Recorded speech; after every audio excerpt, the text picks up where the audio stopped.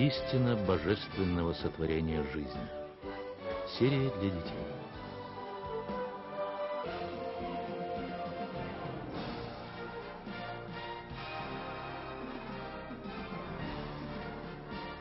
Ребята, знаете ли вы о том, как много живых существ обитает на Земле? И все эти животные такие разные, но очень милые и веселые. Носороги и слоны, белки и зайцы, совы, кошки и собаки.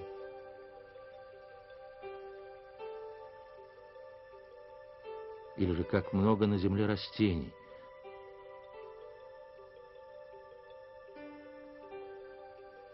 Самых нарядных одеяний нашей планеты. Зеленые бескрайние леса, всевозможные удивительной красоты цветы, розы, ромашки, маки. Мы любуемся ими, их удивительной расцветкой и бесподобными формами, вдыхаем в себя их нежные ароматы. Всеми нами любимые вишни или красные спелые помидоры, персики и еще многие другие блага, одно красивее другого.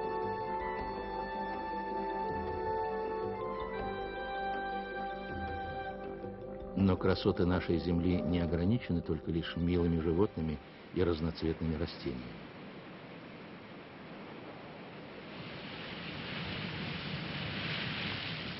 Перед вами глубины синих морей.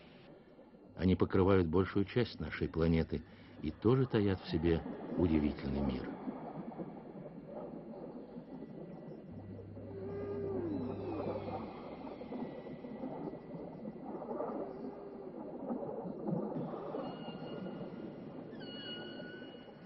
Разноцветные рыбки-клоуны, устрицы, крабы, кораллы и еще бесчисленное множество других существ обитают в подводном мире. В таком случае, ребята, увидев перед собой всю эту красоту и гармонию в природе, мы должны задать себе несколько очень важных вопросов.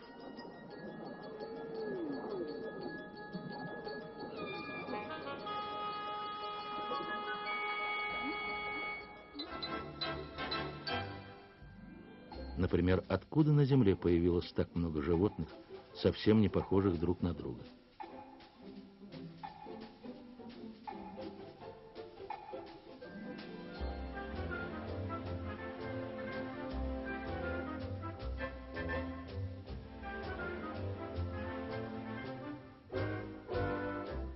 Как образовались горы, реки и моря? Как природа смогла установить такой порядок во всем мире? У кого звери узнали, как им надо вести себя и жить? Кто научил деревья выращивать эти сладкие красивые фрукты, одно вкуснее другого?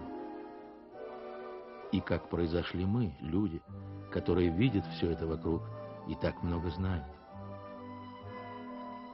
На эти вопросы люди, как правило, дают два разных ответа. Одни люди говорят, что все на нашей планете произошло само по себе, случайно.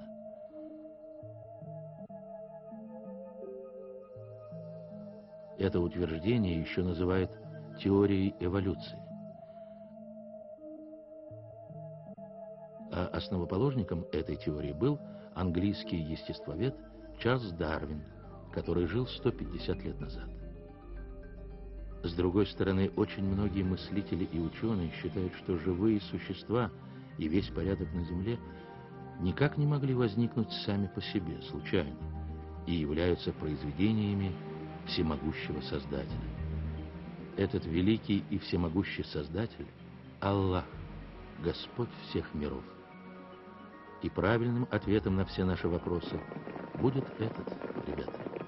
Потому что каждое живое существо в природе своими удивительными особенностями доказывает нам существование Создателя. Попробуем рассмотреть правоту нашего утверждения на одном примере. Ребят, давайте отправимся с вами прямо сейчас в небольшую прогулку по берегу моря. Хорошо, что море сегодня не очень волнуется. Хотя утром на море все-таки были небольшие волны. Вы ведь знаете, ребята, что когда волны ударяются о берег, они передвигают с места на место камешки и песчинки. Так на берегу могут образовываться маленькие холмики и кучки песка. Но на этом берегу есть еще кое-что, ребят. Посмотрите, что же это? Это крепость из песка. Взгляните, как хорошо она спроектирована. У нее есть ворота и даже башни. Она окружена высокими стенами, а вокруг нее сделаны даже рвы, наполненные водой. Крепость стоит как настоящая. Теперь давайте спросим у самих себя, может ли такая крепость появиться сама по себе, благодаря волнам, ударяющим о берег, или дующим ветрам, то есть без участия человека? Конечно, вообразить себе такое просто невозможно и нелепо. Крепость построена очень детально, и всем понятно, что кто-то долго строил ее с большим старанием. Перед нами очень точный проект, и все мы хорошо знаем, что такое сооружение может построить только кто-то очень разумный. Такой план не может появиться сам по себе. Так вот, ребята, изучая природу и все живые существа, мы должны рассматривать окружающий нас мир такими же глазами. Если даже крепость из песка не может появиться случайно, то могут ли возникнуть случайно сотни тысяч живых существ на нашей Земле, которые обладают очень сложными строениями тела и организма? Крылья птицы, которая летает в воздухе даже лучше самых современных самолетов.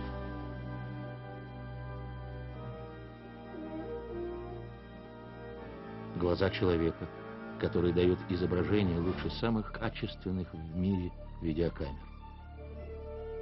Или удивительно прочный скелет и мышечная система гепарда, который может бежать со скоростью 125 км в час. Все это, разумеется, не могло появиться случайно. Понятно, что все они сотворены кем-то с большим умением и разумом. И тот Творец, который сотворил живые существа со всеми их удивительными особенностями, Всевышний Аллах, который создал и нас с вами, дал нам разум, благодаря которому мы можем понимать все, о чем мы сейчас говорим. А сейчас давайте все вместе рассмотрим только несколько из миллионов чудесных примеров великих творений Создателя из мира животных.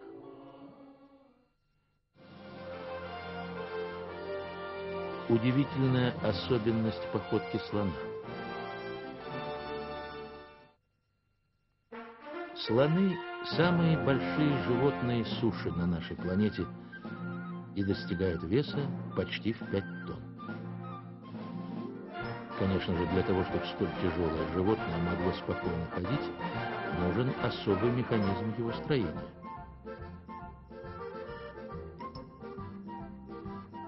Слоны должны ходить очень подолгу, чтобы найти себе воду, и имеют ноги, которые являются чудом инженерной мысли. Если бы вот эти ноги были чуть-чуть тоньше, то они не смогли бы держать на себе слонов. Но в ногах слонов имеется еще одна очень интересная особенность. Под костями пальцев находится упругая жировая прослойка, которая выполняет роль специальной подушки. Эта широкая стопа-подушка гасит воздействие давления. Благодаря особым подушкам слоны, несмотря на свою тяжесть, ступают по земле очень мягко. Давление, которое слон одной своей ногой оказывает на землю, меньше даже того давления, которое оказывает женщина, носящая туфли на высоком тонком каблуке. Одним словом, ноги слонов – это особая амортизирующая система, специально придуманная для огромных животных. Видите, ребята? То, что в стопе ноги у слонов размещена специальная подушечная система, говорит о наличии здесь особого плана. То есть кто-то рассчитал самую подходящую для ходьбы животного форму и, согласно этому, спроектировал особую систему.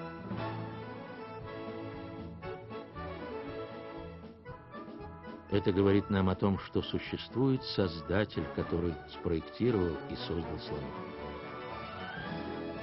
И этот Создатель — Аллах, искуснейший Творец.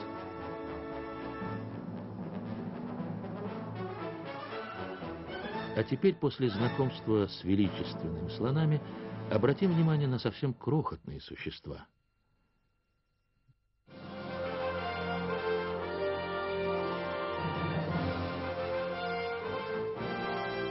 Чудо пчелы. Ребята, в этой части фильма мы познакомимся с пчелами. Эти маленькие и милые существа делают для нас вкусный мед, которым все мы любим полакомиться за завтраком. А ведь он еще удивительно полезный.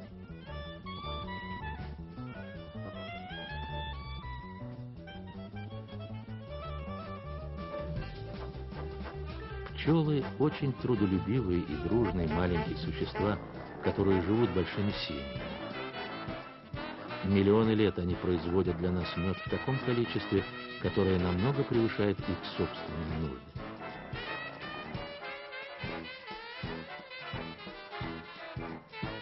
Наши маленькие друзья сначала строят себе соты, где они смогут хранить собранный ими мед.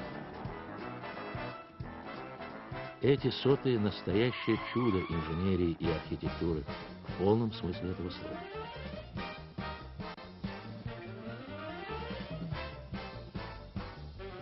Для постройки сотов пчелы используют воск.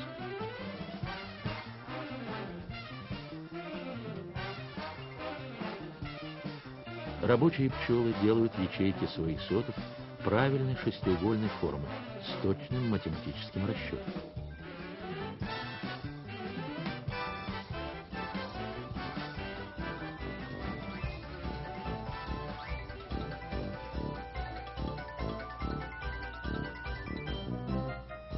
Оказывается, как установили математики, шестиугольник — это форма, которая позволяет пчелам заготавливать максимальное количество меда при минимальных затратах воска.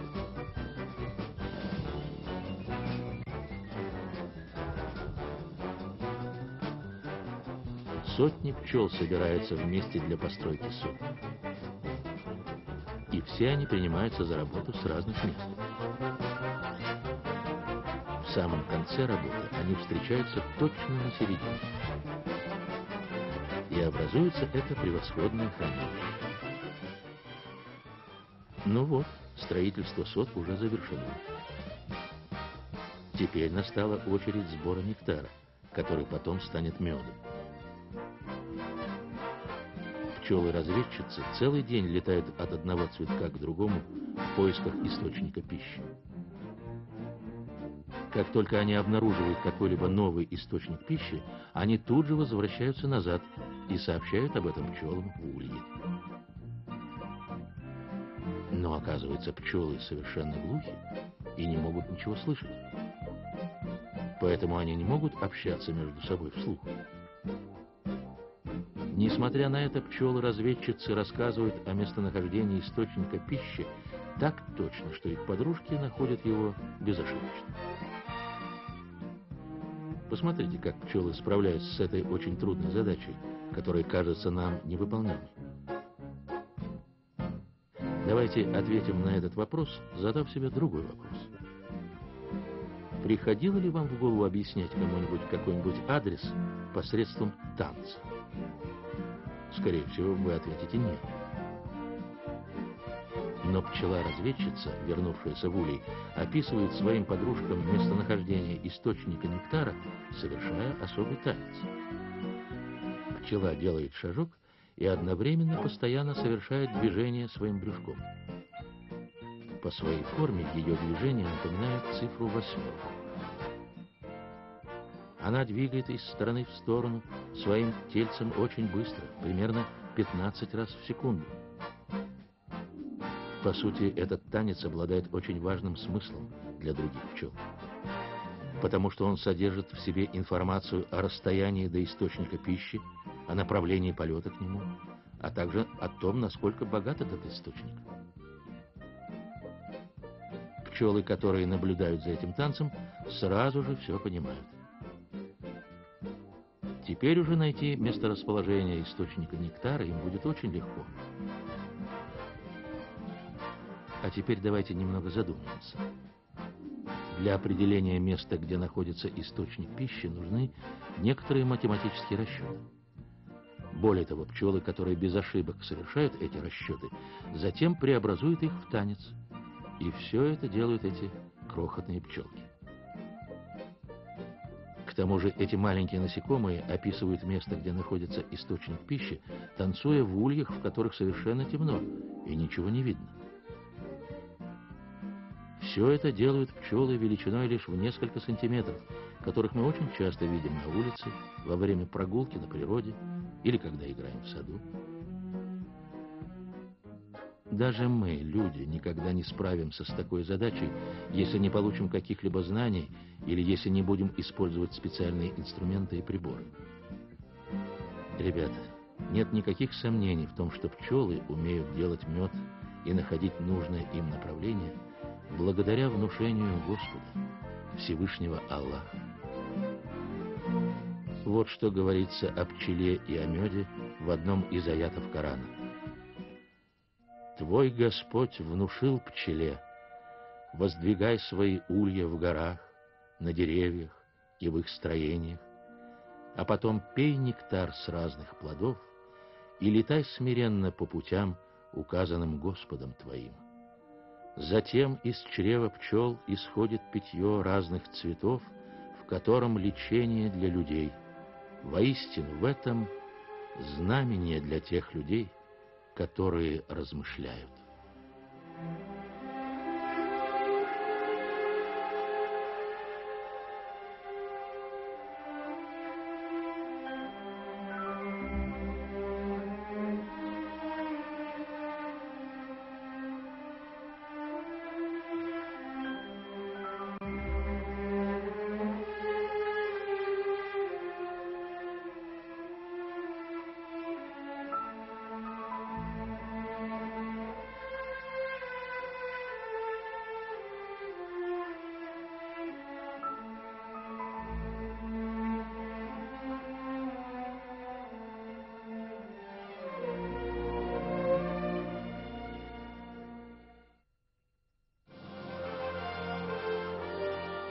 Живые существа и их цвета.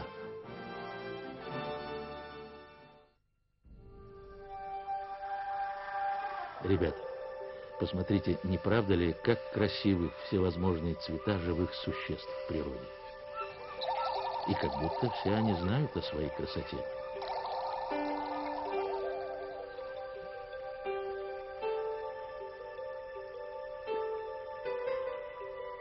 Посмотрите, посмотрите, как они демонстрируют себя друг другу. Понятно, что они гордятся своими нарядами. Но подождите, эти цвета, откуда они появились? Как появилась у животных эта изумительная гармония цветов, которая по своей красоте сравнима с картинами искусных художников?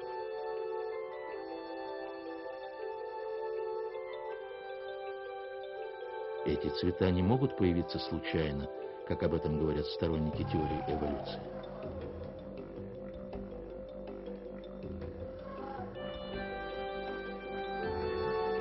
Давайте подумаем над этим на одном примере и убедимся в том, что цвета и краски не смогут сделать что-то сами по себе.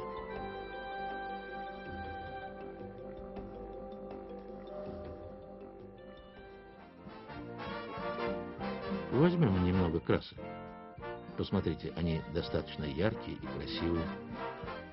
Теперь нужно что-то такое, чтобы эти краски собрались вместе и составили изысканную картину.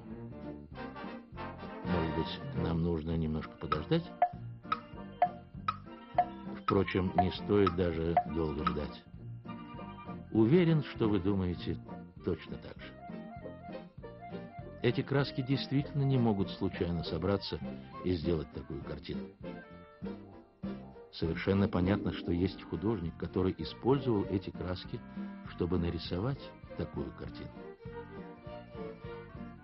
Ведь если вы где-то увидите какую-нибудь картину, вы сразу же скажете, что ее нарисовал какой-то художник.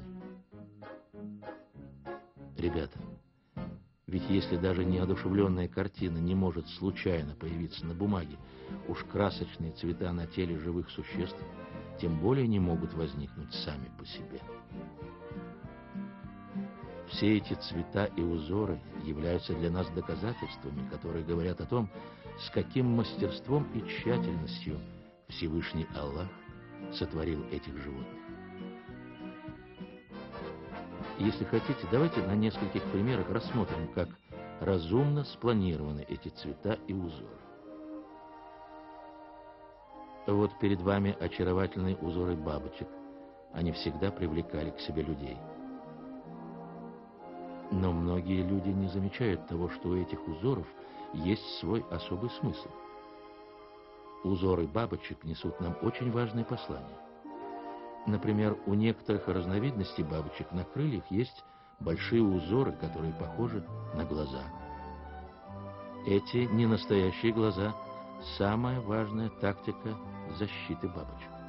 Когда бабочка сталкивается с опасностью, например, с птицей, которая ищет себе что-нибудь на пропитание, она сразу же широко раскрывает свои крылья. И теперь уже бабочка похожа на огромного монстра. Вот перед вами наглядный пример такой тактики. Эта бабочка, сидящая на дереве, по сути, очень легкая добыча для птицы. Но бабочка вдруг резко раскрывает свои крылья. Появившаяся пара больших глаз говорит птице об опасности, и птица, испугавшись, быстро удаляется восвояси. А теперь давайте обратим внимание на удивительный узор глаза бабочки. Посмотрите, в этом узоре сотворены все самые тончайшие детали. Форма глаза, ресницы, нос, зрачок, который имеет на себе даже отблеск света.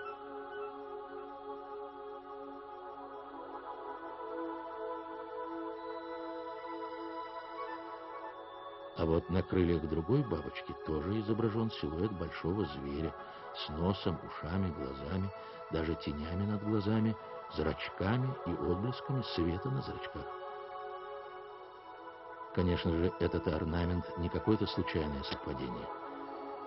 Этот рисунок на крыльях бабочки, вне всякого сомнения, сотворен с определенной целью. Чудесный дизайн крыльев бабочки говорит нам о бесподобном искусстве творения Аллаха, создавшего их. Конечно, ребята, не только бабочки сотворены со специальной окраской. Какие бы уголки природы мы ни изучали, повсюду мы встречаем удивительные примеры. Все это красочное зрелище является искусством творения жизни Всевышнего Аллаха.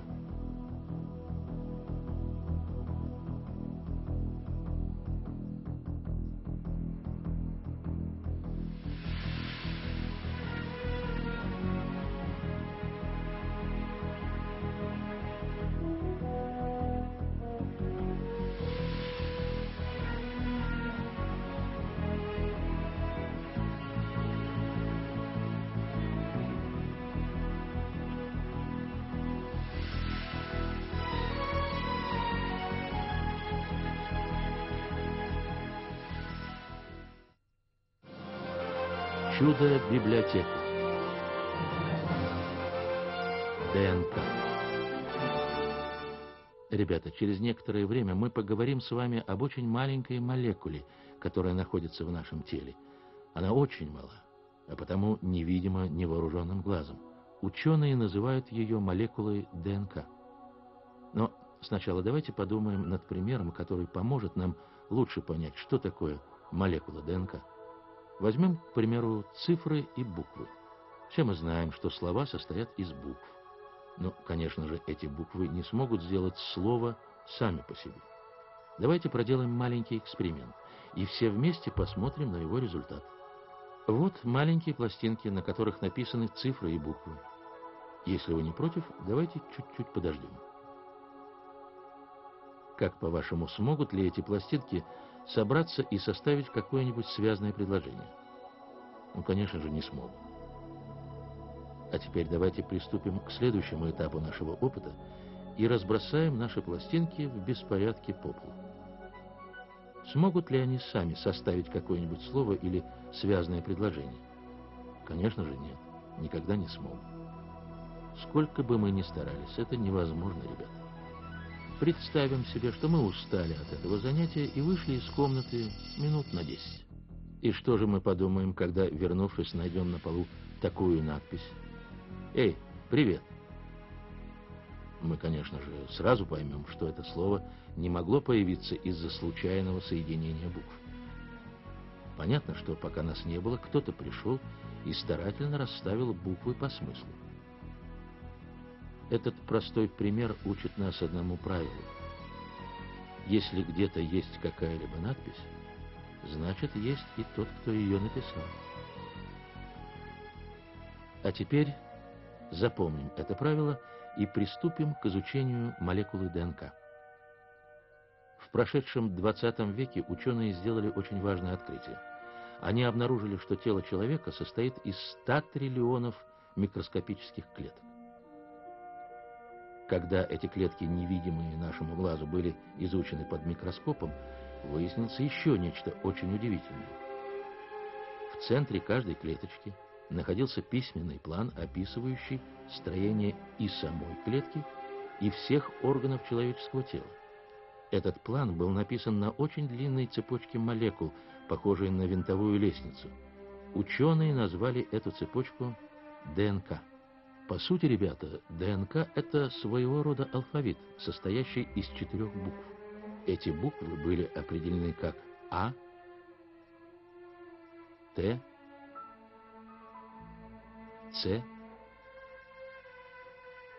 и Г. Эти буквы составлены согласно такому коду, что в молекуле ДНК, даже одной клетки, собрано столько информации, сколько содержится в нескольких больших энциклопедиях. Цвет ваших глаз, форма ваших бровей, цвет волос, ваш рост, цвет вашей кожи и черты лица, а также все особенности ваших клеток записаны вот здесь. Ребята, вы обратили внимание, внутри молекулы ДНК одной клетки таится не одно слово, не одна строчка и даже не одна книга, а целые тома энциклопедий из очень и очень большой библиотеки. Ученые рассчитали, что цепочка ДНК такой длины может по размеру поместиться в маленькую чайную ложечку, но содержит в себе информацию из всех книг, которые были напечатаны за всю историю человечества. Ребята, разве может такая великолепная структура появиться случайно, сама по себе? Если даже существование связанного предложения доказывает нам существование того, кто его написал, то тогда информация объемом в сотни томов энциклопедий, заложенная в молекуле ДНК, несомненно доказывает нам существование того, кто ее туда записал, то есть Всевышнего Творца, Аллаха, сотворившего все в нашем мире. Заключение.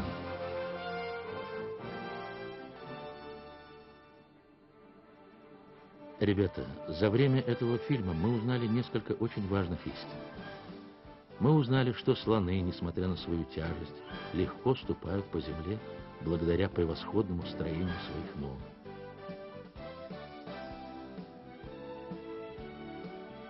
Мы узнали о пчелах, которые общаются между собой совсем как люди, а при помощи танца выполняют очень сложные математические расчеты, и еще в результате всего этого делают для нас вкусный мед. Мы также увидели, что расцветка и узоры на живых существах тоже придуманы очень разумно. А еще мы узнали о том, что в наших маленьких телах закодирована информация объемом в несколько гигантских энциклопедий. Но кроме всего этого есть еще одно знание, которое мы должны запомнить из этого фильма и никогда не забывать. Каждое живое существо, и мы сами, это доказательство безупречного творения Всевышнего Аллаха. Мы изучили здесь только несколько существ. Но мы должны помнить, что каждое существо в природе также сотворено нашим Всевышним Создателем. И теперь уже вы сами сможете размышлять о том, как они все прекрасно созданы.